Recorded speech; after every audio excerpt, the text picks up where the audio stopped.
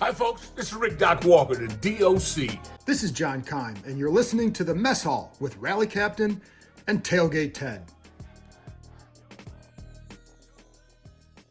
What's going on, everybody? It's your boy Tailgate Ted, and welcome to the DMV Mess Hall. I'm joined as always by my man Rally Captain. What's going on, Ted? I always tell you that anthem gets me pumped up. You left, right, you left, and I'm here to tell you that I thought we were going to see a sea of burgundy and gold, but instead I saw a sea of green, and it was just too deep for us to handle. Let's get it. It really was, man. It really was. And we got a lot to talk about in this show, but we also have a special guest that's going to be joining us midway through, Lou Holder from Holder Hangout, Emmy Award-winning journalist. So we're going to actually have him on today to help us break this down. But before we get to Lou, Rally, I wanted to get your thoughts, man. You're walking around the parking lot. It was great to see you again, as always, yesterday. One of these days, we're actually going to have a beer together out in the lot. I know you're always busy running around, and I'm always busy cooking. But what were your thoughts from just what it felt like walking around behind the enemy line, and even though it's our home stadium?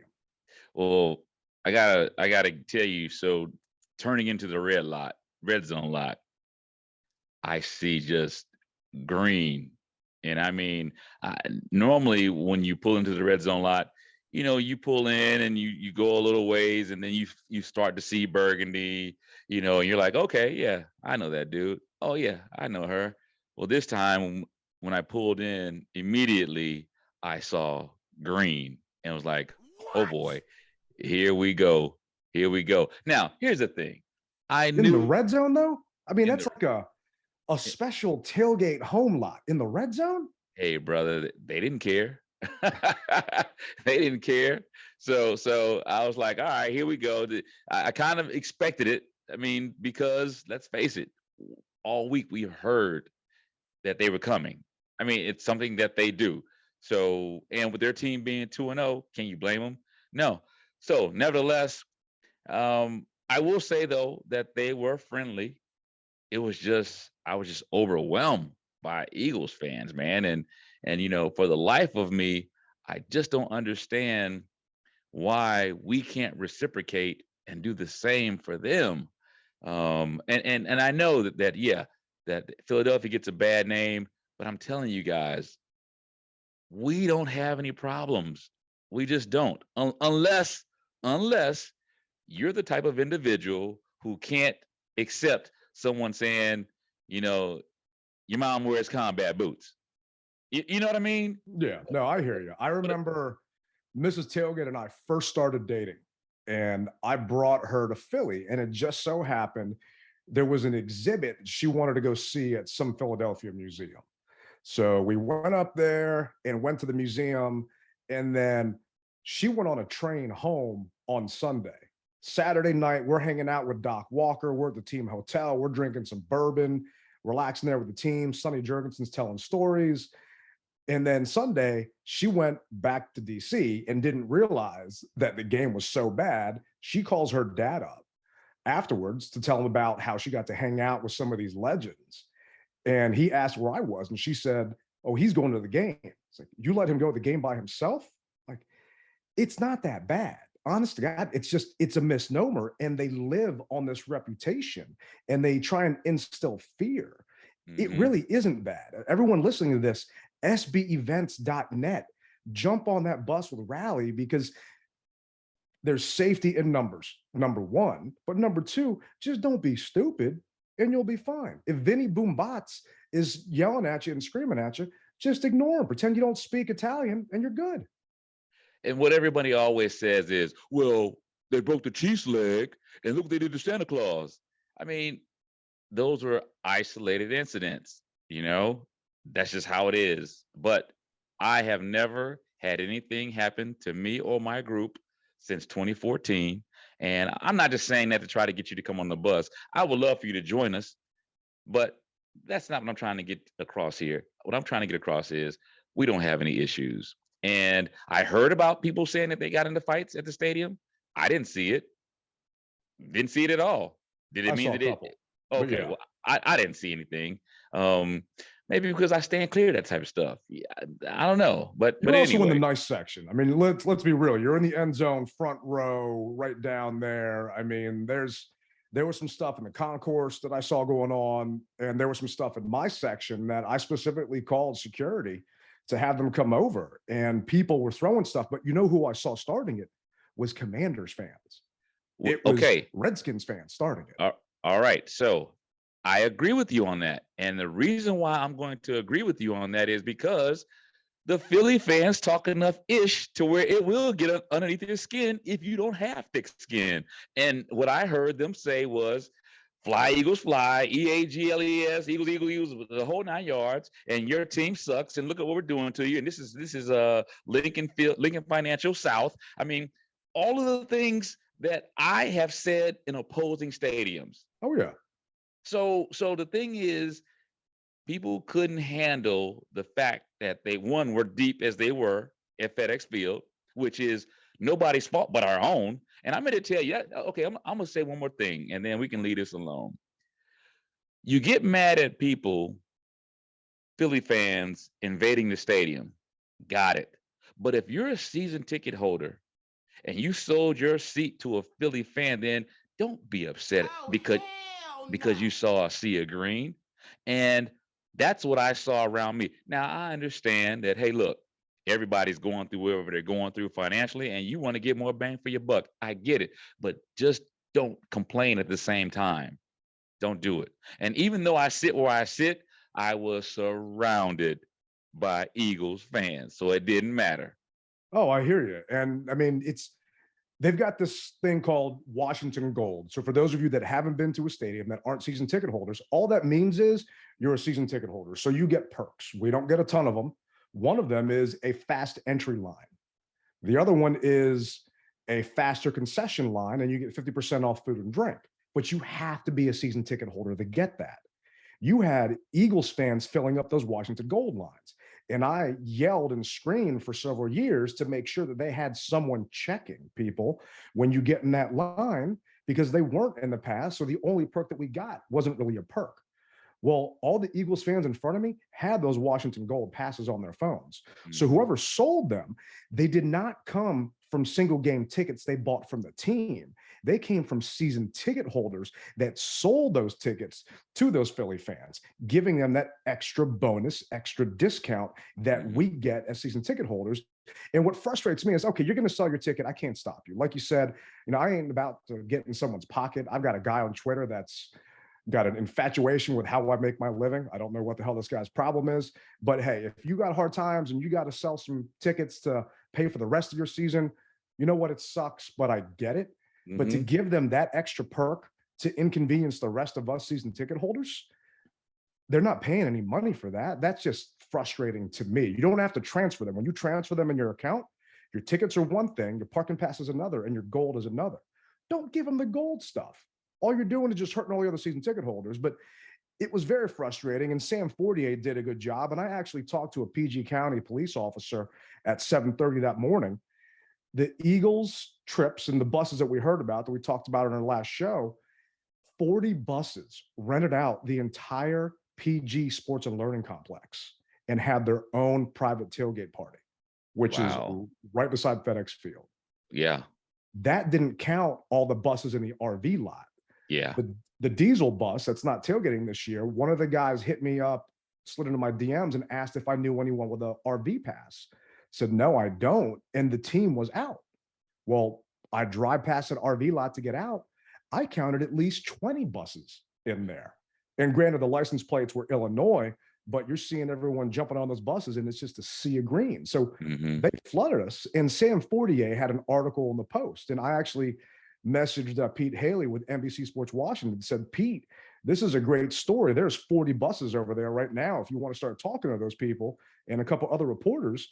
And Sam interviewed one and said they paid $350 for a round trip bus ticket, lower bowl seats, an open bar, food, and custom t-shirts. $350. That's a steal to come down here, invade our stadium, get basically a guaranteed away homecoming game, and go back fat and happy. I mean, I can't blame them for that at all. Yeah. I mean, walking around the lots, did it feel, at least when you're walking by different tailgates, did it feel like the parking lot was burgundy or gold-ish? Or no, not as much? Ish. Ish. That's all I can say, brother. Yeah, I mean, like I said, I normally get invited to about 10 to 15 tailgates to make an appearance, to say hey, hi, to kiss babies, take pictures, the whole 9 yards, which I love to do. And I walk the entire parking lot. So if by chance you have a tailgate that you want me to stop by, I will make sure that I stop by your tailgate. Just I make might sure have to give you a cooler so you can start collecting beers for me by the time you see me. Well, that's the thing, man. I really don't drink though, man, because I got to keep my appearance up. The last thing That's why I I said needed beers for me. beers for you. Yeah. Yeah, man. So, but I will make it my business to stop by and say hello to you guys so we can get a picture and shoot the ish. So, yeah, what I got a lot from the Eagles fans is, they let you walk around with that on. You better not wear that up in Philly. And I'm like, I wear it to Philly. So just be quiet. Yeah. There's always that guy who's trying to see how far he can push it. Oh, yeah. But then you know what I do, Ted? What I do is I say, hold on, guy. I say, hold on, Benny. I open up my flag and say, find your stadium. And they find it. And once they see that I've been to the link, they say, salute, my hat's off to you. That quells it all. Once that flag opens up and they see all the stadiums on there, that shuts all everybody up. No, I hear you, man. You're more PC than me. I just tell them Rocky's not real and just keep walking. I mean, I don't got time for it. And I get out Yeah. to the lots at about 7 o'clock. I'm up there setting up, and I should have known it was going to be a bad day. I actually got stung by a yellow jacket at 8 o'clock in the morning. It flew up my pant leg, stung the crap out of me, and I've never been stung before. Oh yeah. So I've never been stung in my life before. I'm not sure what's going to happen at that point. I actually had a PG officer come over and give me some antiseptic and some Benadryl and some other stuff to make sure I was good. Because apparently if you get a first responder to come through, like an ambulance, they won't give you any medicine unless they take you away. Like, we got a game today. I ain't going anywhere. No. So there's a story for another day I'll get into about how I had a concussion and couldn't tailgate that day, but everyone else had to cook for me. But yeah, it was definitely crazy. But in my lot, in the orange G lot, it was a sea of green. Mm-hmm. Luckily, they stayed away.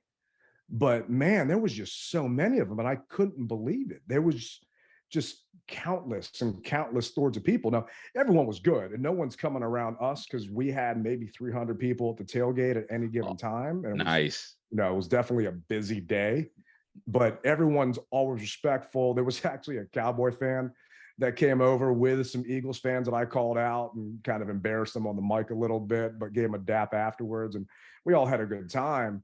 But getting in the stands, I mean, I just go straight to my seats, and I didn't have a ton of people around me. I'm in 103, maybe 15-yard line on the home side. Mm-hmm. What did you have where you were?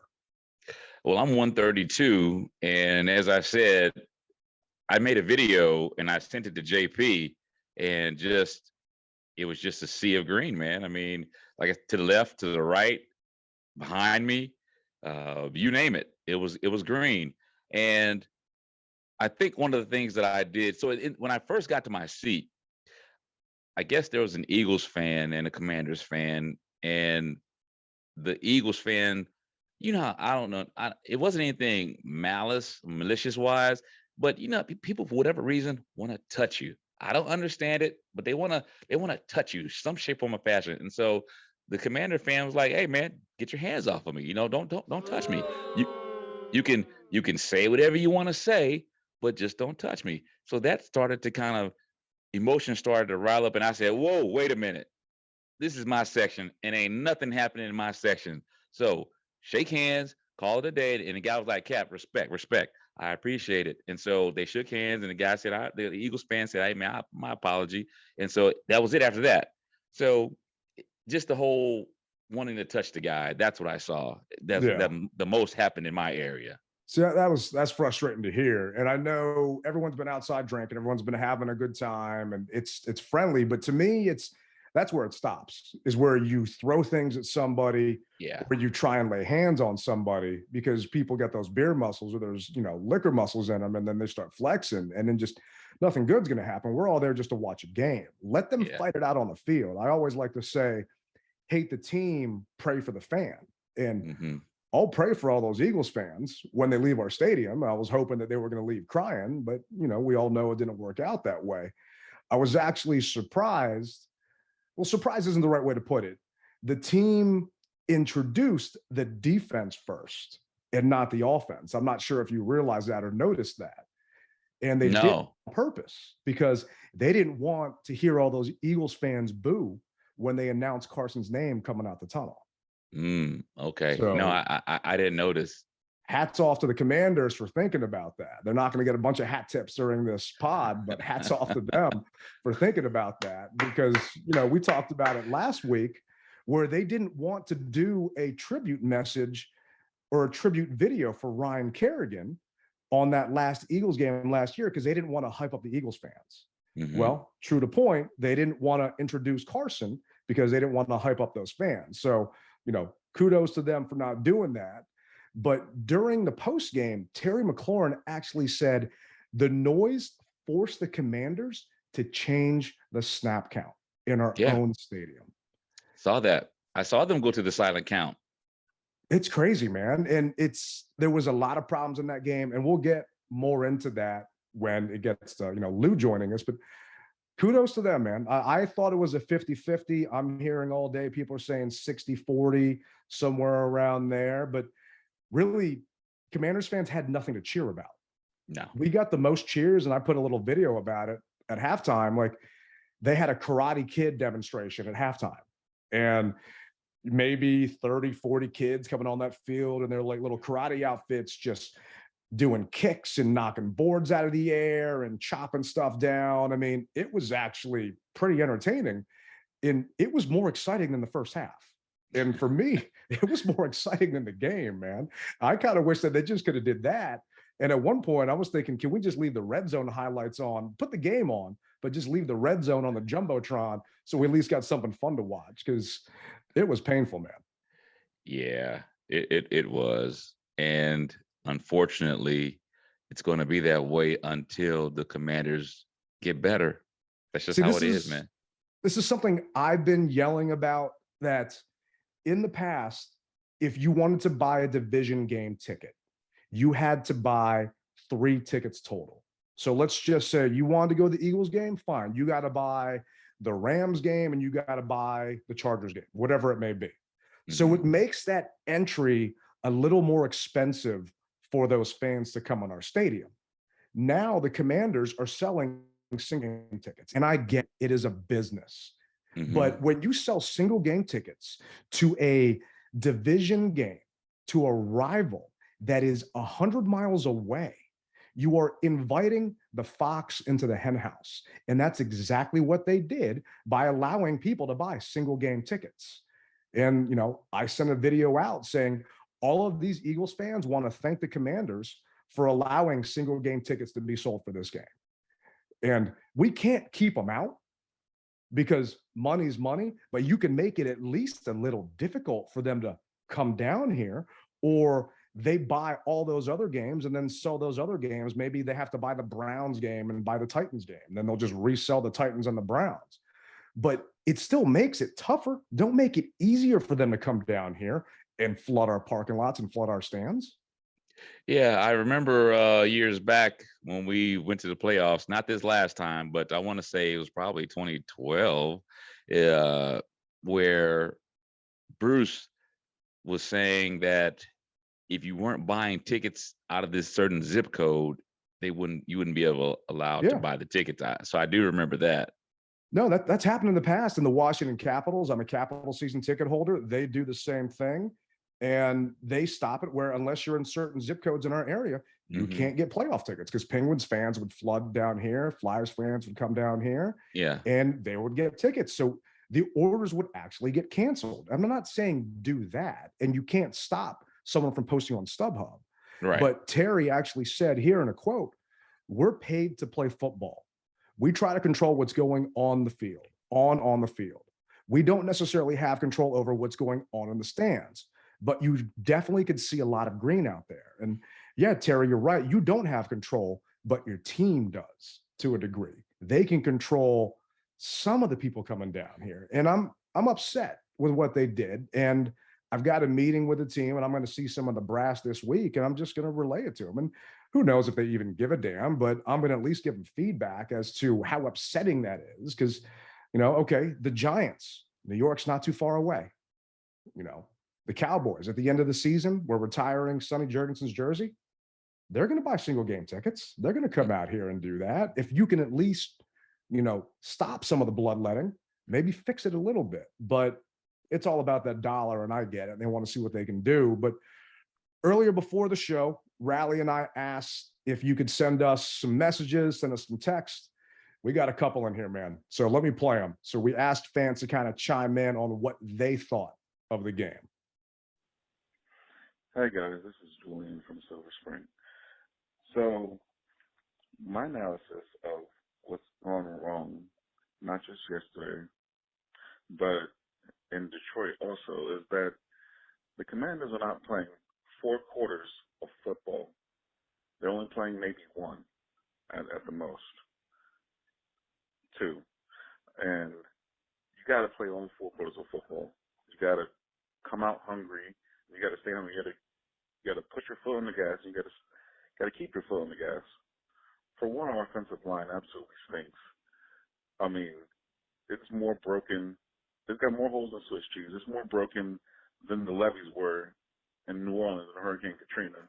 And speaking of hurricanes, they let a flood, a storm surge of Eagles through that line, and Carson had no chance yesterday.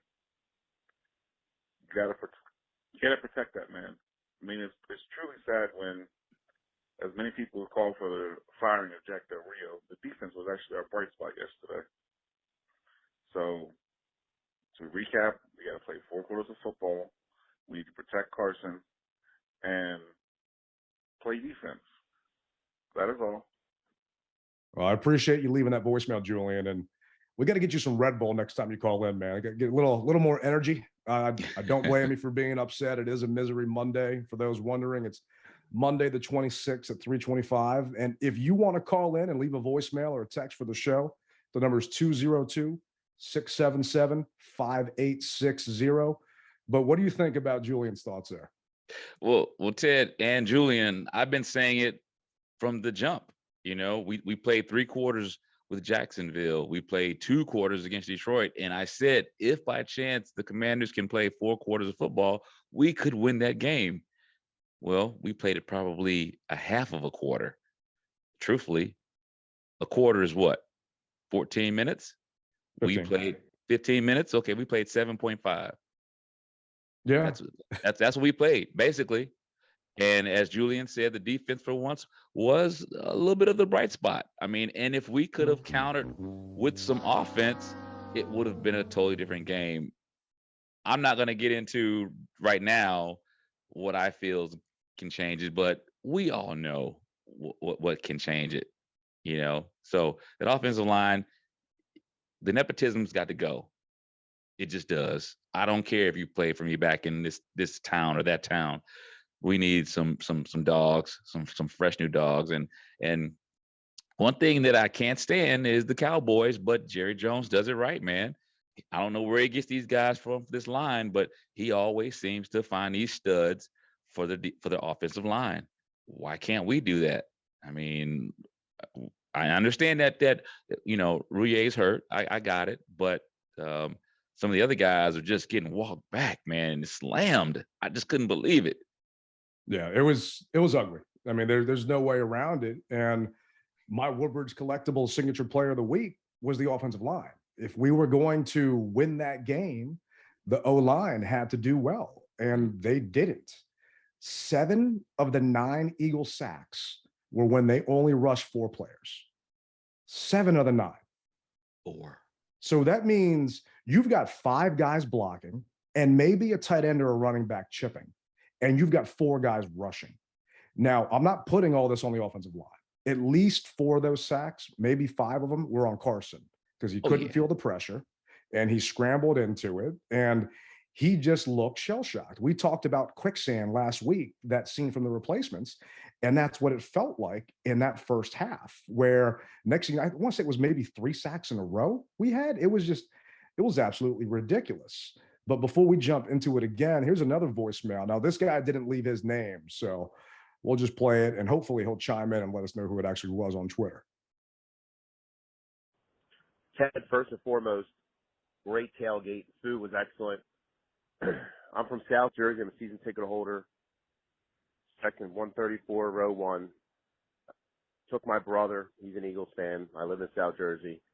And I was just so embarrassed yesterday. Not just because we lost, but this team is not prepared. Okay? Just imagine any other workplace where you just go into a job as a leader and not prepare your people. And that's what it feels like. It's just they're not prepared. And I think we need a new voice. I think we need some young, energetic coach. I think he's losing the locker room. But I love listening to podcasts, like you said, from South Jersey. It's Eagles territory, so I've been all day long. My phone's been blowing up. But Commanders for life.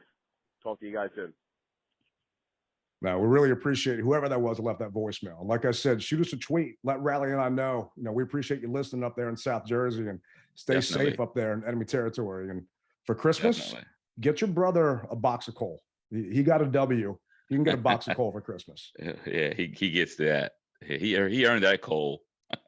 And I called into B. Mitch and Finley today on 106.7 The Fan, a station down here in the DC area. And I wanted to ask B. Mitch, what are his thoughts? Because the Commanders have been outscored 14-49 in the first half. And those 14 points were only the Jaguars game. The other games, we were down 22-0 to the Lions, and we were down 24-0 to the Eagles. Mm-hmm. So at that point, we were wondering, okay, does moving Scott Turner up to the booth, is that going to help out? And B said, no, he doesn't think it's going to matter. What's going to help out is those guys actually coming out with some heart, those guys coming out with some passion at the start of the game, because he didn't see any in the Lions game, and I didn't either. And he didn't see any during the Eagles game. And just like he said, new leadership, well, that's not going to happen right now. But something to have these guys actually show up in the first quarter prepared, because they haven't shown me, or I believe anybody else out there, that they are prepared when they step out on that field. Well, let me say this, Ted. I'm going to say that I do feel that they are prepared. I cannot, in my wildest dream, feel that they're not prepared. They're getting beat. There's a difference. There's a difference between not being prepared, because not being prepared means that you mess up on snap counts. You mess up on blocking assignments. You mess up on other things. They're just getting beat, bro. And I say that it's because when you go against your partner in training camp, it gives you a false sense of security. He's not going to go at you 100%. I'm a firm believer. Get some joint practices in to truly show what your linemen are made of. Because I've always said it, I'm not going to hit you at 100%, Ted. I'm just not. If we had to fight and we can make some money, I'm gonna say, Ted, look here, man. I'm gonna hit you about 50%, all right? And you make it look good. You make it look good. Come on, man. Let's be real with this, okay? So I'm not gonna say that they don't come out prepared. They're prepared. They're just getting beat. There's a difference. But to me, that's not, to me, when I say prepared, you're not prepared if you are, and this is the coaches I'm talking about, you're not preparing your team as best as you can because you didn't do joint practices in training camp and preseason, because you didn't make them go all out. And there's a clip that I wanted to play about, actually, I don't have that one this second, but basically on scripted plays. Actually, here we go. So talking about scripted plays and preparing, the first 15 plays are usually scripted, but what's been going on with all those scripted plays? How hard is it along those lines? Because coaches, you script the plays going into a game, and it may not unfold that way. So is it do you have to, I'm not, in general, be quicker to adjust? Is that part of it, or what do you, Well, does that make it difficult? Well, sometimes when you don't get an opportunity to go through that script, that's a difficult thing, because as you go through the script, that's when you find out what to anticipate. I mean, again, we were very fortunate in Jacksonville. We were able to keep that going, sustained it on the first drive, and you got an opportunity to see that. We didn't have that success in Detroit. We started early, and things started to happen, in this first one, but then we give the pressures on the quarterback. And the part that I've got a problem with is you're talking about that script. Well, what was it? Let's see here. Through 3 quarters, Tress Way touched the ball 8 times. That's as many times as Terry McLaurin, Curtis Samuel, and Jahan Dotson touched the ball through 3 quarters. There's a problem with that. 8 times. 8 times. And that's per JP Finley. So Tress punted the ball 8 times. Terry, Curtis, and Jahan touched it a total of 8 times combined. I mean, there's an issue there. Scott Turner and his play calling it's left me a little upset. And we all saw what we did with the Jags game, and we surprised the Jaguars. We surprised a lot of people because no one had tape on Curtis Samuel because he's been hurt. No one knew what we were going to do. Well, now guess what? When you've got tape, teams are adjusting. So it always reminded me of when Kirk Cousins would come in and he wasn't starting, he would do well. But when Kirk, and this wasn't when he was officially a starter, but when he was a backup, when Kirk would come in as an actual starter, he wouldn't do as well because you had defenses that prepared for him. Mm-hmm. You prepared differently during the week versus one guy versus another. I remember one of the Monday night games we lost to the Steelers, we knocked Ben Roethlisberger out of the game.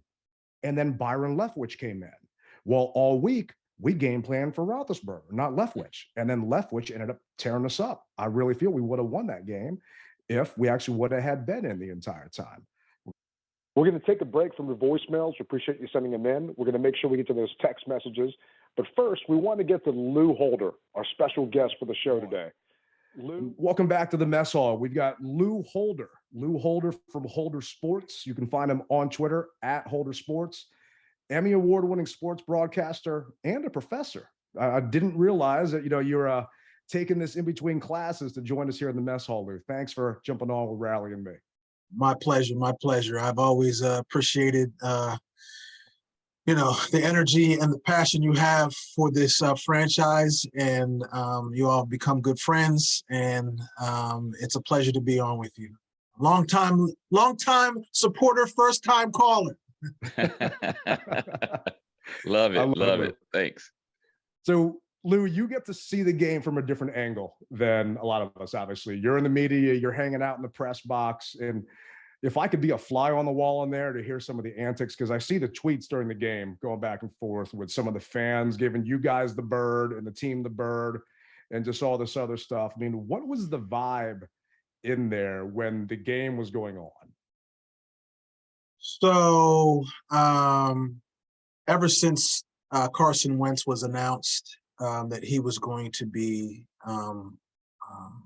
acquired by the Washington franchise, everybody who's been following this team knows that that was one of those games that the Philadelphia fan base was going to circle on their calendar. So everybody knew that.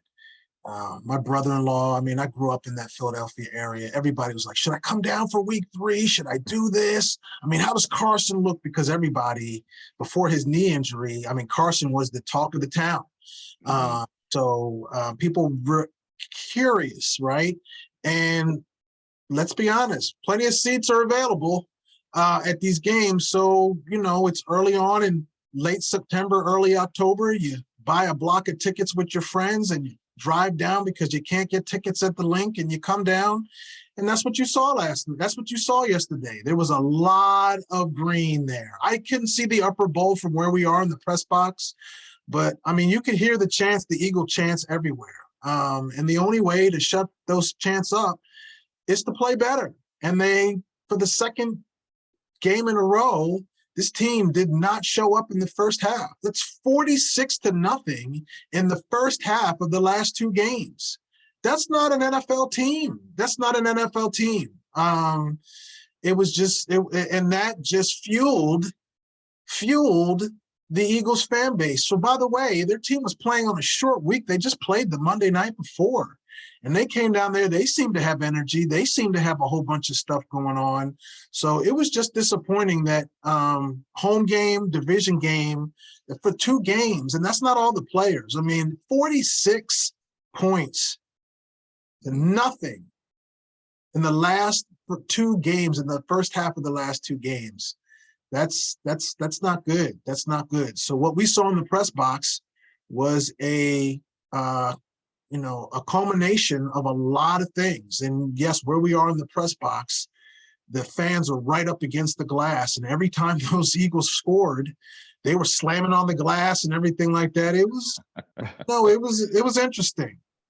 It wasn't the worst we've seen. And yes, some people have because they know that there's Eagles press beat writers and Washington beat writers all kind of co-mingling in the same area. So some of these people knew where their people their television people and their radio people and their newspaper people, they know where they are at that stadium for years and years and years, knowing where they are. So they would look at their guys and be, yeah, and then they would turn to us and give us the bird.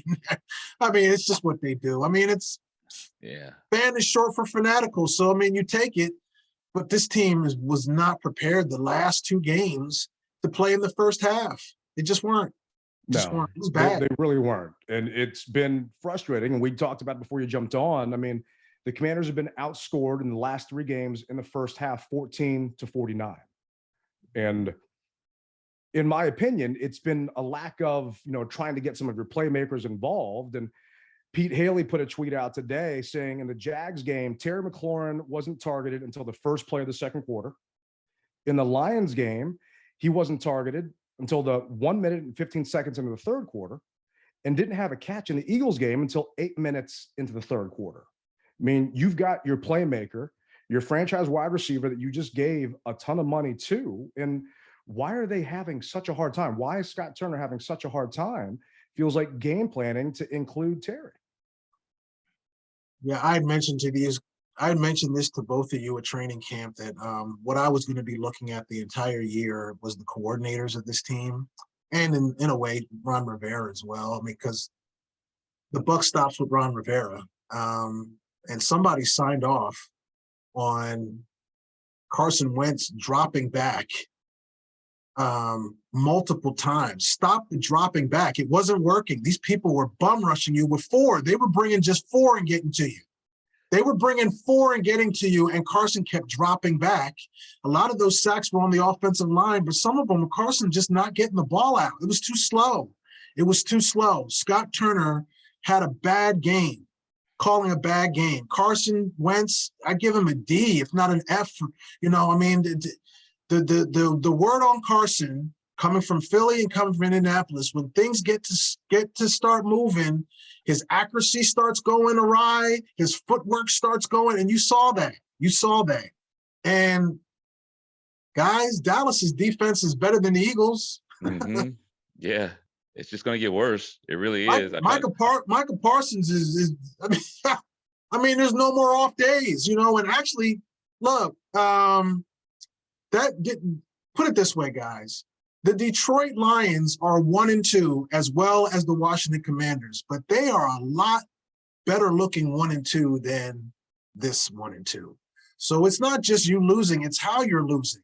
Jacksonville's an improved team from when, I mean, let's be honest, the Commanders had their hands full with Jacksonville in week 1, right? So Doug Peterson and that coach has that team playing respectable. They're not bad. And Detroit, look, they put up multiple points on Philadelphia, right? They were leading against Minnesota. That's an improved team there, right? So you don't have 5, 6, 7, 8 games to figure it out. Ron Rivera's teams have always had slow starts and they figured things out late in the year. You don't have that this year. Philadelphia is in a class all by themselves. They might run away with this division by mid-October. They're classy in the top, in the middle, their front office. Howie Roseman is doing the thing. I mean, that is an organization that is well run. Well run. That's a second-year head coach that they are buying in on in Sirianni, right? It is what it is. You can't say, whatever. I mean, you have to be realistic when you're a journalist, right? Even with a fan, you have to be realistic. This franchise is behind. It's behind, and other people are catching up. So the Eagles deserved everything. They played well. They played well. And that first half score was kind of deceiving. They could have had more points. Well, I want to say that it seems to me as though when you talk about these other teams, and we're just going to stay on Philly, they have layers within their organization where it doesn't seem as though we have layers, especially when your coach is your general manager, is your this, he's your that. I mean, it's just one guy. So who do you fall back on when you're just that one guy? That's the problem that I see. You're right. I mean, they have a good scouting department. They have a general manager. The general manager reports to the president. The president reports to the owner. And I mean, the owner is viable. They like the owner. I mean, all of that. The front office is just as important, you know. And if everything's happening with Ron, you know, that's a problem. That's a problem. You know, there's got to be more checks and balances. I mean, going in, the three things that were the concern when I saw you both at training camp, the three things that I told you were the concern of mine was Carson Wentz, what's going to happen with him? What, you know, the sample size on Carson Wentz is great enough that people know that this might be his last chance to be a starter, you know, and even people were even talking about in the media or in the press box, you know, would they even think about benching Carson Wentz? I was like, no, they would never do that against that team because this player needs confidence, right? And they would never do that against that team, right? Taylor Heineke is not going to give you more than Carson Wentz at this point, right? It's not. Yeah, he's got escapability, but there was no one. I mean, look at the wide receivers that Philadelphia, the catches that they were making, right? It's just totally different. It's just totally different. And then the offensive line, told you I had a problem with that. All those, I mean, whether you agreed with getting rid of Settles and Flowers, cap hit and everything like that, you bring in these two guys from Carolina, Norwood. I mean, it was getting picked up and thrown around by Graham. It was crazy. It was crazy. They were in Carson. Why do you keep dropping him back? You kept dropping him back. You kept dropping him back. It was a bad philosophy. It's a bad philosophy. And the problem that this coaching staff and everybody understands here is that this is a very educated fan base. We've seen one of the best to ever do it in Joe Jackson Gibbs work his magic on the sidelines. In-game, halftime, he was making adjustments all over the place. For some reason, this new age coaching staff or these new age coaches, they think it's their system and players have to work into their system. No, you work your system around the players that you have. Amen. Right? Yeah. And going into that game, whatever game plan that was devised that had Carson Wentz dropping back as much as he did, right? It was a bad game plan. Carson Wentz was not going to be able to drop back with that offensive line and still be looking around 1, 2, 3. It's just too much time. Yeah. It's the NFL. These people were right there. They were right there. You could have got your playmakers more involved. You had a lot of them. You have a lot of them. They could have gotten them more involved. Yeah. And then obviously that defense is an issue. That defense is an issue. Kendall Fuller told us he knew he got burned on a couple of plays. But St. Juice played very well. Yes. He played very well. Very well. But Payne looks like he's looking to get some money, whether it's here or somebody else. He's fitting to get some money somewhere. But there's just too many holes. There's just too many. There's a lot of number one draft picks on that defense. And to ask Jack Del Rio to be the person who's generating points, that's a bad move too. He can't be the coordinator that's responsible for putting points up on the board. No. And you mentioned Kendall Fuller, and Fuller played 64 snaps yesterday. He was targeted 11 times, gave up 9 catches for 152 yards, including a 55-yard catch. And Hurts's QBR when targeting Fuller was 149.1. Now, when they announced that William Jackson III was inactive, I figured they would just pick on Wild Goose all day, considering that man was picked up right before the season started when he was let go by another franchise. The fact that they're picking on Kendall Fuller, who's supposed to be our #1 cornerback, what happened? He doesn't look like Kendall Fuller from last year. He just looks like a completely different person, completely different player at this time. You know, these players are you know, they might seem tough and they might have a lot of money and stuff like that, but you know, they're emotionally driven too. I mean, when you see your offense can't move the ball and you're back on the field, you get discouraged, right? You get discouraged. And if you're, you know, if you can't get to, again, yes, you see pain and the safety and everything like that, but man, Philly was bringing 4 and getting to your quarterback. You're not getting nowhere near Hurts, right? And the more and more Hurts runs around, and look, there's other quarterbacks that are on this schedule that are even just as talented or not more than Hurts. I mean, that's going to be a long day for any secondary, any corner. And there's enough tape out there. They're going after the weakest links on these teams. And Kendall Fuller told me and David Aldridge and all the other reporters, look, it's a short memory league, and it has to be because you got to have everything now focused on Dallas, right? That game is now over. You blew it. You blew it. What did Eddie Jordan? Eddie Jordan said something totally unrelated, but Eddie Jordan said something that is one of the most popular quotes of my 20 years here in the Washington, D.C. area. He goes, "You better harvest your nuts." And they had chances. They had that. They could have won that Detroit game. This Philadelphia game, could have been more competitive. And now it's just, I mean, the gauntlet. I mean, I don't want to hear about Cooper Rush or whatever. It's not Dak.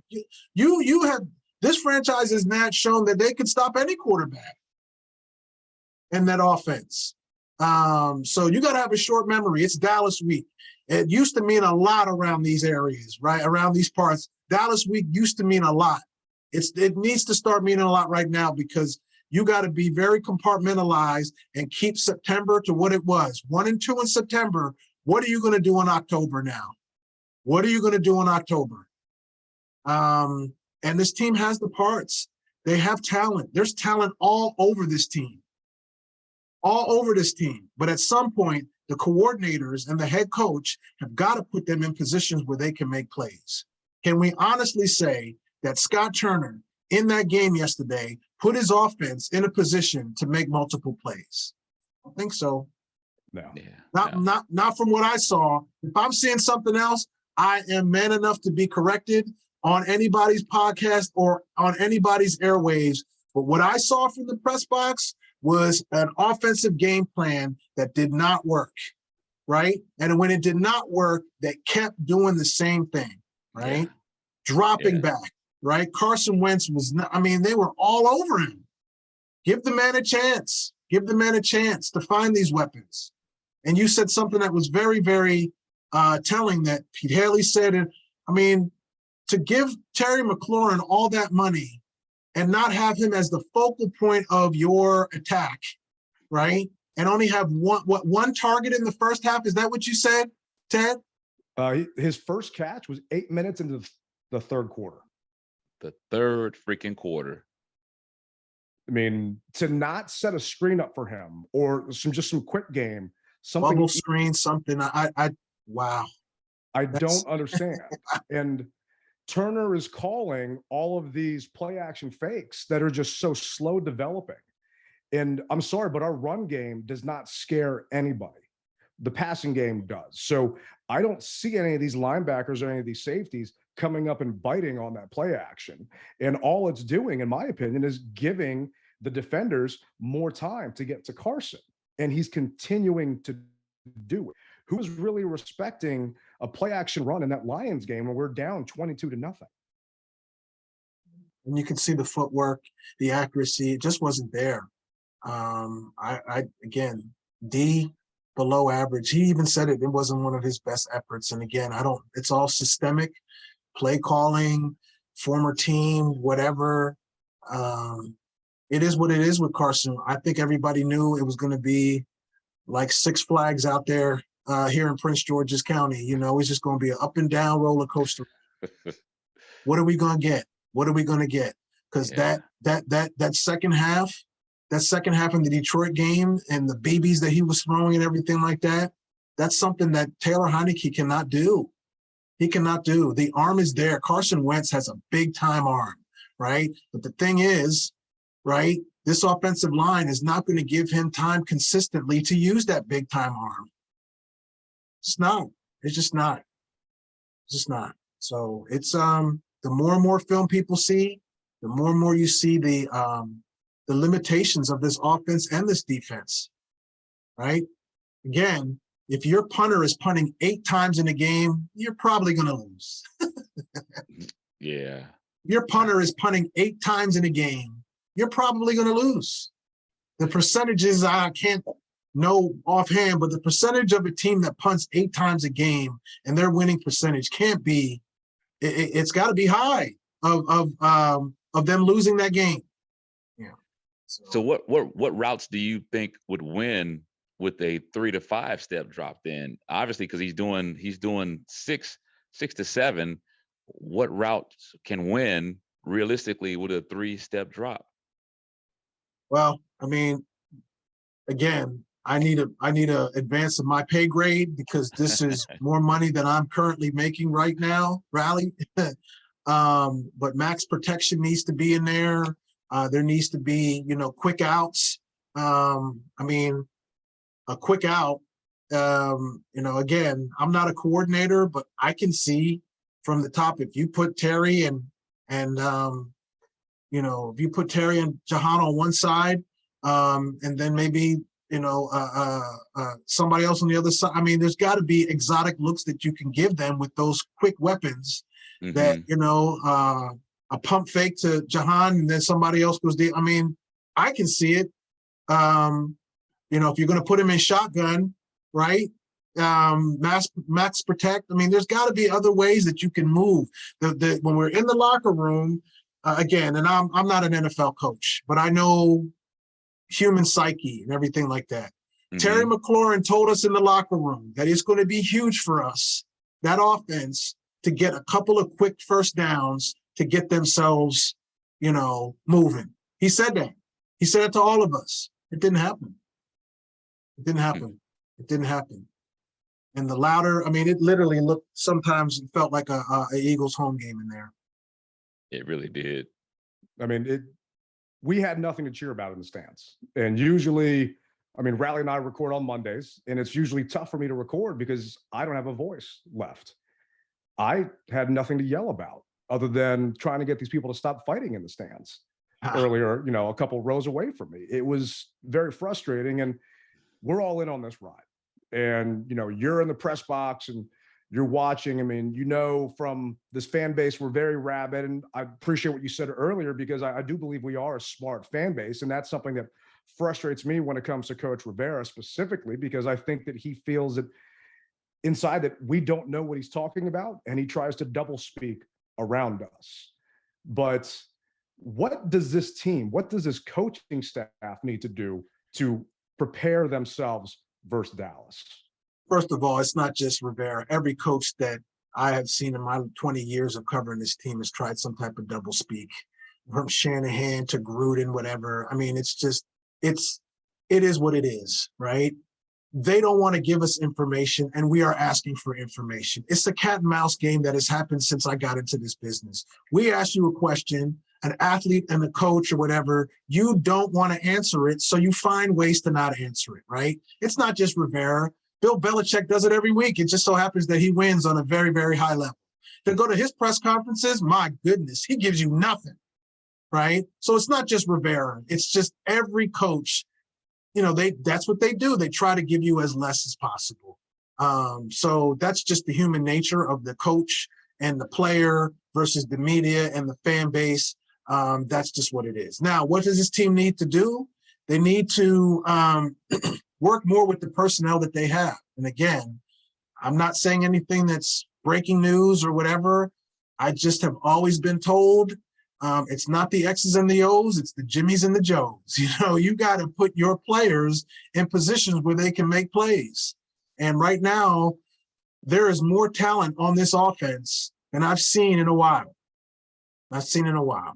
And to know that this team has been outscored in the last 2 games, 46-0, with the weapons that this team now has, quarterback included, did not put up any points in 2.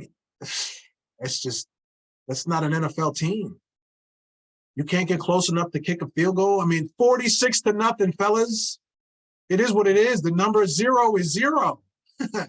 So you got to find a way to get your kicker in a place where, you know, at least that they can kick field goals. Settle for the 3 until you can get the 6. You know, that's not even happening. So I just think there's just need to be on their game. That whole the split second that we saw in the press box where we knew it wasn't a catch by Philadelphia, but it took them too long to throw the flag. I mean, there's a reason why they were hurrying up to try to call that next play, like, oh, we got away with one. And it's just, you know, how is that not the sight test? How do you not see that? You don't, you know, and I actually think that Scott Turner, I think he's on the field. I know he's on he needs to go back up into the booth. There's something that he's not seeing to let him think that Carson Wentz could keep dropping back, right? There has to be something that he can see from higher up that it wasn't working. We saw it. Hell, I mean, it just looked. I felt sorry for him. There was a couple of those sacks. I think there was 9 sacks. 9 sacks. There was a couple of them, maybe like 6 or 7. That was the offensive line, but 2 or 3 of them was Carson Wentz just holding on to the ball too long. He had just holding on to the ball too long.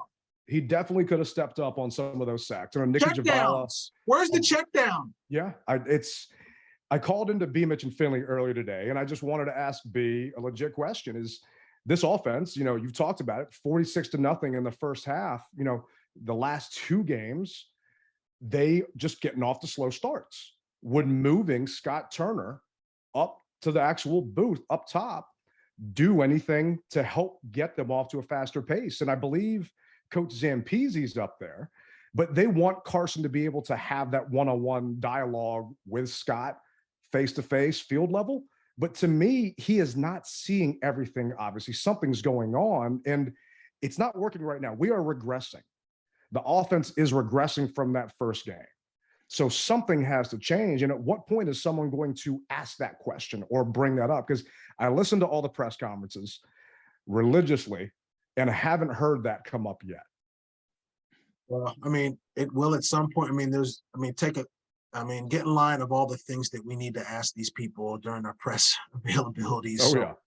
I mean, it's not like people aren't asking the questions.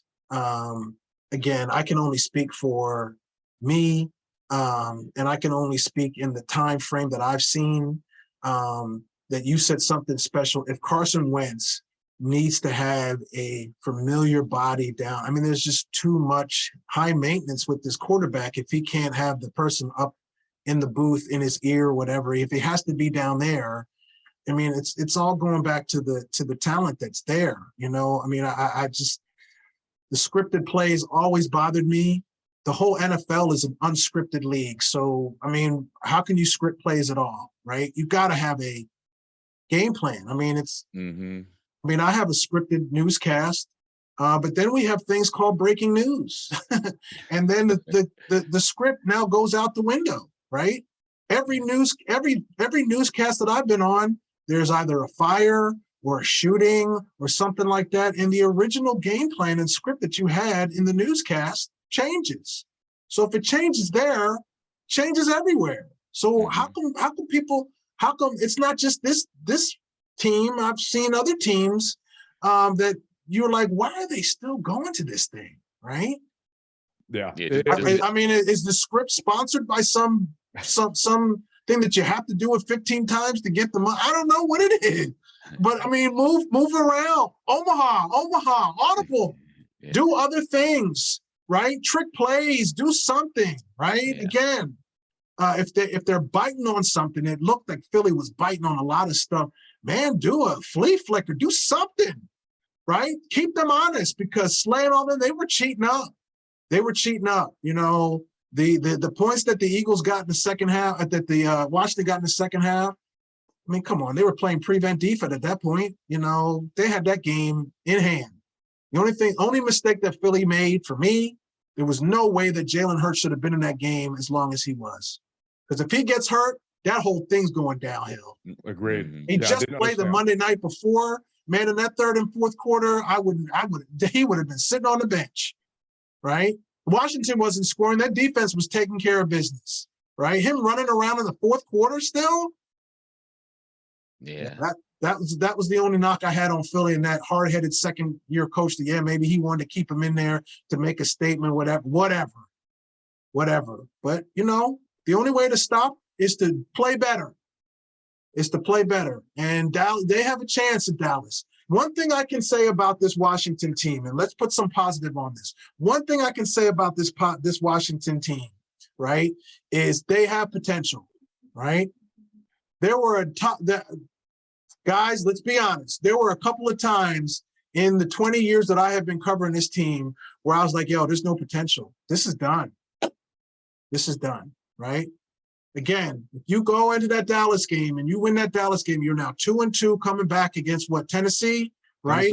But the 1-3, you got to go down there and win that game. Now you've put yourself in, because if you don't win your division, you're going to have to rely on something else. And right now, Philly's going to run away with this division if people aren't careful. They have talent, and they're sound offensively, defensively, front office. That team and franchise is sound, right? And you can't wait till mid-October, early November to say, you know what, let's make a run. No, you can't do it. Not with this team, because by that time, Philly might be 4, 5, 6 games ahead, right? So now you're looking at, if you're not going to win the division, you got to get yourself in a position where you're going to get one of these wild card spots. And losing 2 games in your division, one of them at home, is not a good way to start. So you got to go down there and take care of business. You got to. It's Dallas week. You got it. Philly is what it is. Yeah, we appreciate it. Yeah, Philly is what it is, but Dallas is the team that's been circled on the calendar every single year, and you got to show up against them. For this fan base, for these last 2 first halves in these games, all of that can be erased if they have a solid showing in Dallas. 4 quarters of football, exactly. No, it definitely can. It definitely can. And thank you, Lou Holder, for jumping on. For those listening, it's Lou Holder from Holder Sports. Really appreciate the insight. And Lou, I know you've got a new YouTube channel. I want to give you a minute to talk about that. I've actually really been enjoying the videos on the Holder Hangout. Yeah, thank you so much. You guys have taught me the way. Some other people taught me the way. I guess it's this whole teaching an old dog new tricks. I'm realizing now that there's other ways to get my, stuff out there. And one thing I prided on, and thank you for your kind remarks and everything like that, is I've learned over the years how to interview people, how to ask questions, how to ask probing questions, and how to ask the non-X's and O's as well as the X's and O's. And so I took this Holder Hangout, and I've just been interviewing my colleagues, my friends, people from different sports, and just getting their take on everything.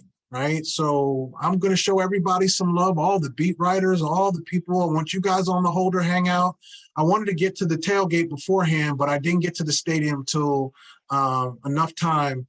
Where you are and where I am is on other sides of the stadium. So I got to put on my walking shoes to get to you. So I got to get there early enough to be part of your experience. But one of these games, I'm going to come and get you on the Holder Hangout. I've just been interviewing people in the locker rooms, front office personnel, all sports. I'm going to have one of my former teammate from Rutgers University, who was all-American and all-world soccer player, Alexi Lalas. I'm going to have him on the Holder Hangout.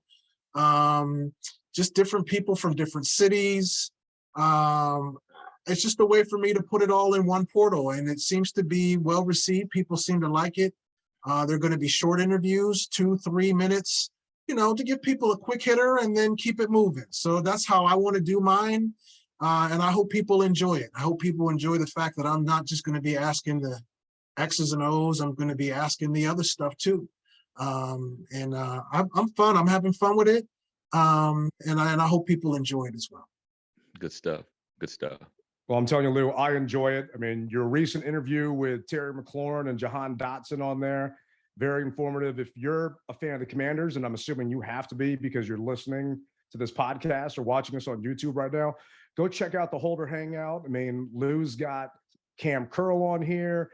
He's got Ken Harvey, Mark Mosley, not just the current guys, some of the old greats that we all remember and loved watching. So make sure to subscribe to Lou's channel. That's the Holder Hangout on YouTube.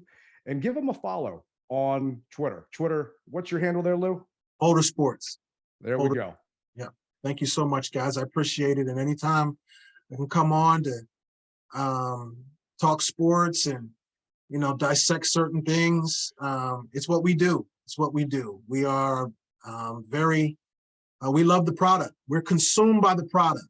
People love football in this country, and we are consumed by the product. And we talk about it. We talk about it, and I have no problem. Have Mike will travel. I love talking about football, the X's and O's. I guess I've moved from the actual game planning to the psychology of these athletes and what makes them tick. I think I'm at that stage in my life now where I'm more interested in why did you do that? Like, what's going on, right? That's where I am. And so I'm more interested on well, why do you do certain things and what causes that? So a lot of my Holder Hangouts will start with X's and O's, but then I'll ask certain questions or why do you think people do that? I had this segment with Travis Thomas when he was on the air, and then the whole thing just took off. And people still keep asking me when they see me in the streets now, hey, Lou, things that make you go, that whole Arsenio Hall thing, things that make you go, I start looking for stuff now. Why do people do that? So it's interesting, the whole psychology of human nature. No, it definitely is, Lou. And once again, thank you for jumping on with us. We appreciate you taking the time. This truly was an honor for us to have you here, and we're looking forward to talking to you further on in the season. It's been a pleasure, guys. Appreciate you. And keep doing what you're doing. Keep doing what you're doing. There's a place for everybody at the table, and you definitely all have your place. And I'm a fan. I'm a fan. Thanks, Lou. Lou, we really appreciate you taking the time today, man. It was an honor. We know you got a busy schedule. Thanks for carving some time out for Rally and me and joining us here in the mess hall. All right, on top of the voicemails we got, Rally, we actually got a couple of text messages. So let me jump into a couple of these. And once again, we appreciate everybody that's been chiming in. We've been getting a lot of feedback. It really makes this fun for Rally and me. Seeing the listen numbers, seeing the download numbers, that's awesome. But the interaction, it's just Rally and I talking to ourselves here, which we can do all day long, obviously. But when you guys chime in, leave voicemails and text messages, it's the icing on top, man, or the cherry on top. And we got a text here. This is Eric from Charlotte. One of the issues that I have a problem with is being in the shotgun so much. It never gives the illusion of a play action pass. And when we do hang the ball off Gibson, gets 5 or 6, then we go right back to the shotgun. Even if it's a hand of your running back, is no momentum to the line of scrimmage. Also, we make everything look difficult where everybody else makes it look so easy against us. Do we not have routes where our wide receivers who are very fast don't run across the middle in a 2 or 3 step drop and the pass, because it seems like they just get burnt on those every week? I mean, look, I know this team is bad and I think it's fixable. I'm there every Sunday watching. I just think something needs to be changed one way or another because we make everything so difficult on all aspects, except for special teams. Our punt coverage, amazingly, is really good. Have a good day, HTTC, Redskins for life. So we appreciate that, Eric. I mean, Rally mentioned earlier on the show talking about some 3-step drops. And, I agree with you, man. I don't feel that we're doing what we need to. And Scott Turner is just not calling the proper plays for the down and distance and the situation and the opponent. I'm curious, Rally. I mean, what are you thinking here? Well, first off, I appreciate your dedication coming from Charlotte. Is it Charlottesville or Charlotte? Said Charlotte. But yeah, So, I'm thinking Charlotte. so nevertheless, I appreciate your dedication showing up every week, and you truly are a rep it hard, don't rep it all warrior, and I appreciate that. As far as the question is concerned, we all say the same thing, and eventually our collective minds are going to get together, and we're going to send this message over to Scott Turner, and he's going to get it right. And what better way to do it than this Sunday? Because we know that Micah is coming. You thought that Philly was bringing only 4 and they got to you? Well, Dallas is going to bring 5. And Micah is going to be that 5th one. You've got to be able to nullify him if we want to win that game. So I appreciate you sending that feedback in, man. It means a lot. It really does, Eric. And I mean, Rally, you're right, man. I mean, the Cowboys play the Giants tonight. Parsons has 4 sacks, and he still has a game tonight. So we'll see what happens and what he's able to do against Daniel Jones. And we'll get into that on Wednesday when we start talking about that matchup versus Dallas. But I'm worried, man. I really am, because that interior of the offensive line is bad. Trey Turner and Norwell, a bunch of Commanders, have not proven to me that they can play the position. And okay, you lose Brandon Sheriff because he's getting paid too much as a guard, you know, as Jay Gruden likes to say, but you let Eric Flowers walk. He's sitting on his couch right now. You have money left in that salary cap. Why not bring him in here? Because the guys that you have aren't cutting it. And even on top of that, your backup guard is now your starting center in Wes Schweitzer. So you had a proven commodity last year with Flowers. You let him go for whatever reason, maybe because he wasn't your guy originally and you wanted to prove that you were smarter. Well, guess what? You're looking like morons right now. Yeah. Because this line is not protecting Carson, and there's a problem, and we all can see it, especially Eric from Charlotte. Yeah, I think it's almost a personality. Something happened to where they just didn't mesh. I don't know what it is or what it was, but something had to have happened, because Eric was doing a good job. He wasn't doing a great job, but he was doing better than what we have on the field right now. And man, like you said, it's coming back to bite us. It's coming back to bite us. It really is. And we had Will Montgomery on a past episode. You know, if you guys get a chance, go back and listen to that if you haven't already. And we talked about these guys having a rapport with John Matskow and this coaching staff, but that only gets you so far. And now we're seeing their production on the field, and I am not impressed at all. At a couple points, it looked like the guys are on skates. And Carson is taking these 7-step drops. And you've got Leno and Cosme, who had a bad day too, your 2 outside tackles. And you want Carson to step up into the pocket when Leno and Cosme ride those defensive ends out wide. But when he's trying to step up into the pocket at times, your interior is getting bull rushed and pushed right into Carson's lap. So he doesn't have places to go. And, you know, breaking down the film, he definitely could have scrambled today. And if you're watching this on YouTube, we'll put a slow motion video of Nikki Jabala's tweet where she had all 9 sacks. He had running lanes. He just turned them down. But 3 games in, I am not impressed with what this staff has put together on that offensive line. And I'm not talking about losing Rouye. I'm talking about Turner and Norwell. And here's another one from another listener. I don't know who it is. They didn't leave their name. If you guys do text us, make sure to leave that name here.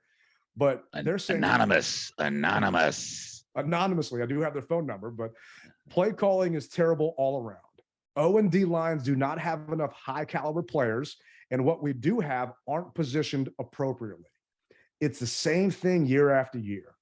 Please don't let Wentz get hurt trying to play plays because the rest of the team can't seem to do their jobs. I suppose he did hold on to the ball a little too long, but there were 0 INTs. I sit 2 rows behind you at FedEx Field for the past few seasons. You're on point about selling single game tickets. Heard you yesterday. So I'm assuming this is someone that sits behind me because I was yelling about single game tickets. I'm not sure if you were, but if you sit behind me, come say hello. Let's take a picture and I'll buy you a beer. Let me know next time. But I definitely agree with you on the O&D line. I don't agree on holding the ball a little too long. He definitely held on to the ball way too long this past game, but man, it's frustrating sometimes. It goes back to what I said, Ted. You said prepared. I said, I don't feel that they're strong enough. I know that when it comes down to it, yeah, there's technique involved, but when it comes to mano a mano, that dog's got to come out. And as it's been shown, the other team has the dog, and we're trying to catch up. We're chasing the car, man. We're chasing the car, and it's not going to get better. I keep telling you that it's not going to get better. We've seen our opponents. You've got to be able to do better, man. You have to. And if we don't, we're going to continue to see these blowouts up until halftime. Imagine if the NFL was like Madden. We're at 21 points at halftime. You got to get the paddles up. The game's over. You can't go any further. Could you imagine that? Oh, man. I would have made it home before the rain started yesterday. I mean, that would have been nice. And that thunderstorm that kicked everybody out of the lower bowl. But the thing is, we knew who the Lions were. We saw the film when they played the Eagles. The Lions blitzed. They brought the house, cover zeros back to back, and they got pressure. The Eagles rushed 4, and we couldn't stop it. There is no excuse when it comes to being a professional football team where you're the one calling the plays, you're the one with the snap count, you're the one who knows where things are going, and they're only bringing 4. There weren't exotic stunts. They weren't moving and spinning left and right. They were just running hat on hat and going up against you. At that point, it is a manhood test. And guess what? We failed flat out. There is no excuses about it. Well, Cox is a big boy, and he was manhandling. I mean, I couldn't believe it. I mean, they were in my end zone almost all the time, so I saw it. So I was like, oh my gosh! I mean, even though I already knew that he was a man child, it's just, just a beast. And he is, man. You got to have that mentality that if you're going to play lineman, and I know that this isn't anything new, but you got to want to doggone destroy your opponent each and every time, and it just didn't happen, man. It just didn't happen. Move the pocket. Scott Turner, Carson has legs. Move the pocket. Get him on a bootleg. There are things you can do to counteract that. Your pocket is collapsing. It's not working. Move it. So it's those things that you feel the OC is just too stubborn to adjust, or maybe he's not seeing the game properly because he's on the field. Get his ass up in the box where he can see it more. But we got 2 more of these here. Let's go. Not Commander Rob left this one. The Eagles got 6 or 7 of their sacks without blitzing. Yet Scott Turner refused to stop using 5 to 7 step dropbacks. It was a piss poor play calling and no adjustments. Also, Turner and Norwell often looked overmatched at both guard spots. Yesterday's debacle was due to poor coaching and even worse roster construction. No way should our 4th cornerback be a guy off the street with 0 NFL experience. And I agree with you, Rob. I mean, we talked about it earlier and mentioned it before. The fact that Wild Goose, I love that name though, but the fact that Wild Goose is now coming in because William Jackson is hurt and he's starting, he's going to get picked on. And play calling was garbage. There's no way around it. And if you can defend that play calling, then you're closetly an Eagles fan or a Cowboys fan. That's got to be the only explanation. And as I said, if anyone knows your players, it's your OC line coach. It's your coordinator. You know what your guys are capable of. And like you said, if you know for a fact that they're going to just run right through you, then figure out something else to be able to do, and don't just set your guy up to fail. Because it's demoralizing. As Lou said, we're all human. And if you're getting blown up like that, it's demoralizing. And at some point in time, I hate to say it, that you should never just lay down your hat, but it seems like that, not saying they quit, but it was like, you know what, let me just try to stop this guy as best as I can. Okay. It just seemed like that. And I hate that. I really do. And I know those guys are landing on the line, but if I'm stronger than you are and I can blow you up, don't blame me. Oh yeah. Don't blame me. I'm doing my job on defense, what I'm getting paid to do. So if you can't stop me, figure something else out. And just to echo once again, we would ask Scott, please go upstairs. That's all. And this is what concerns me, because we talked about it during training camp, everything else. Everybody's buddy. Everyone loves Carson. No one's saying anything bad about him. What's starting to worry me is some of these sacks are avoidable, and he's putting his O-line in bad situations. At what point do you start to see dissension? How many more games until, I don't want to say people start turning on people, but you start hearing whispers? When Robert was here, he threw his offensive line under the bus in a press conference. Carson is too smart to do that, but a couple of these sacks are being blamed on Cosme. A couple of them are being blamed on Leno, just different people. Eventually, you're going to start to mess with people's paychecks and bonuses and things like that. And it could start fracturing. So you hope that they can nip this in the bud before it turns and grows and sprouts into something bigger. Now, here's another voicemail we got left by an anonymous person, but it says, I think we need to change the defense a lot. That starts with Del Rio. The O-line was atrocious. Wentz had on the ball too long on 2 of the sacks, but he was trying to get something out of nothing. And I agree. The defense is a problem, but yesterday, in my opinion, it wasn't. The defense held on for as long as they possibly could. They just got tired. When you stop people on a 3 and out and your offense clearly does nothing to try and retain that ball, or they just have 4 out of 7 sacks on different plays, they get frustrated and they get exhausted. At a certain point, the offense has to carry its weight. You can't keep blaming everything on Del Rio, because they did a damn good job of taking Hurts's legs away from him. And if you look at the stats, Hurts only had 20 yards on the ground. He came in with a $146, and to hold him to 20 on 9 attempts, they did a good job trying to stop him. A.J. Brown was the most targeted receiver. We talked about it in this game, and A.J. only had 5 catches. So they made adjustments, but unfortunately, the Eagles get paid too, and they made more adjustments to counteract ours, and our defense was tired because the offense did flat out nothing. Yeah. And jumping into the last one here, this one is from Reggie Skinner on Twitter. It's what did I eat or cook? It says, hey, DMV Mess Hall, you asked what went wrong yesterday.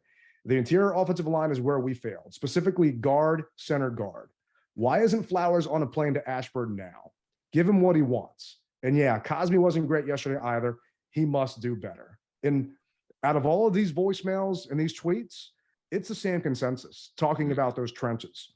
We made a ton of investment on the defensive line. It's documented. Everyone knows our first round picks. We have not invested in that offensive line. Okay, you got Sam Cosme, but other than that, you've got bookend pieces that you picked up from all over the league. 2 Comanthers, a Bear that got cast off, and you got Wes Schweitzer. That's what you got. You have to invest in that offensive line. And they have not done that. And now we are paying for the sins of past draft classes because we don't have anyone to protect your supposed franchise quarterback. And hopefully they figure something out going into this Dallas game, but I'm not sure if they will, because the personnel is the personnel. And you brought Nick Martin in last week. Is Martin going to be game ready enough and know the calls to go into a raucous Texas stadium? Man, all I can tell you is they got 5 days in the wake up, bro. They do. To get it right. They do. And we couldn't do a wrap-up show without trying to see who gets to wear your rally chain. Does anybody get to wear that this week? This week, believe it or not, St. Juice. St. Juice gets to wear the chain because I saw him making plays that I always knew he had it in him, but to see it firsthand, I said, okay, I made my mind up that St. Juice, you get to wear the rally chain. Yeah, St. Juice had 3 catches on 9 targets, broke up 2 passes, and he was out there for 56 out of 64 snaps on the outside and 6 snaps in the slot. I mean, considering he found out that morning that he was going to be starting on the outside when WJ3 wasn't going to be able to play, hats off to St. Juice. That's who I was going to take if I had to give a chain out. I think the only other person I would give mine to would have to be Tress Way. I mean, Yeah. his leg has got to be killing him today, but he punted that ball, had a heck of a game. But other than that, no one deserves anything. No orange slices, no juice box. Get your ass in the ice bath and get ready for Dallas. But with that being said, thank you to Lou Holder. Once again, find him on Holder Sports. That's his YouTube channel. Follow him on Twitter. Guy does a great job. We really appreciate him joining us. His Twitter is also at Holder Sports. This was episode 20. Thank you for joining Rally and I here. We'll be back again on Wednesday. Looking forward to it. And remember, rep it hard or don't rep it at all. Rally Captain, Tailgate Ted will be out.